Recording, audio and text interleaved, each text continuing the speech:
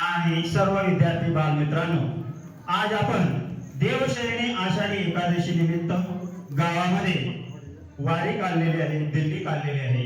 या दिंडीला आपण एक शैक्षणिक स्वरूप दिलेलं आहे। आध्यात्मिक दृष्ट्या तो महत्व आहे, त्याचप्रमाणे वैज्ञानिक दृष्ट्या, भौगोलिक दृष्ट्या, सांस्कृतिक दृष्ट्या सुद्धा याला महत्व आहे। शासनानं एक पेड़ माँ के नाम हा उपक्रम राबवलेला आहे आणि या दिंडीला, या उपक्रमाची जोड या ठिकाणी दिलेली आहे।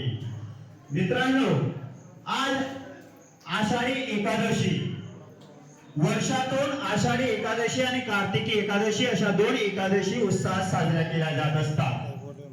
मित्रांनो, याचा मागचं धार्मिक कारण आपल्या सर्वांना माहिती आहे, परंतु या मागे काही भौगोलिक आणि वैज्ञानिक कारण पण महत्त्वाचं आहे।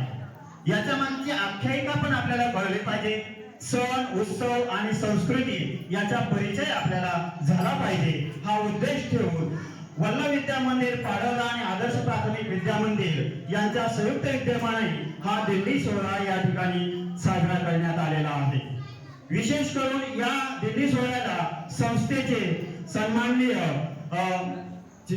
सन्माननीय माजी चेअरमन साहेब, संचालक या ठिकाणी उपस्थित आहे, ग्रामस्थ उपस्थित आहे। या सर्वांचे मी मनपूर्वक अभिनंदन करतो। धन्यवाद। मित्रांनो, आषाढी एकादशी, शयनी एकादशी याच्या मागची आख्यायिका अशी आहे की हिंदू धर्मामध्ये भगवान विष्णूला मानलं जातं आणि या आषाढी एकादशीच्या दिवशी या भगवान विष्णूची पूजा केली जात असते। आषाढी एकादशी म्हणजे शयनी एकादशी, म्हणजे या दिवशी भगवान विष्णू हे झोपी जात असतात। अर्थात आपला ज्याप्रमाणे दिवस आणि रात्र असा 24 तासाचा दिवस असतो, त्याप्रमाणे परमेश्वराचा दिवस म्हणजे उत्तरायण आणि दक्षिणायन मिळून एक दिवस होत असतो।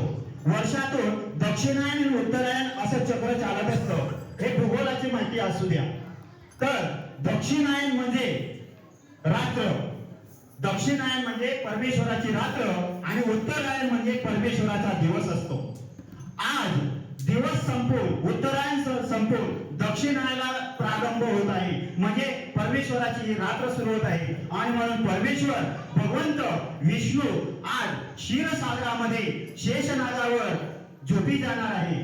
तेव्हा परमेश्वराला आपण या ठिकाणी आराधना करत आहोत की या दक्षिणायनाच्या काळामध्ये तुम्ही झोपणार आहात, परंतु तुमची आमच्यावर कृपा दृष्टी असू द्या, तुम्ही या सृष्टीचे पालन करते आहात, ही आराधना आपण त्यांच्यासाठी करत आहोत। आणि त्यासाठी आषाढी एकादशी,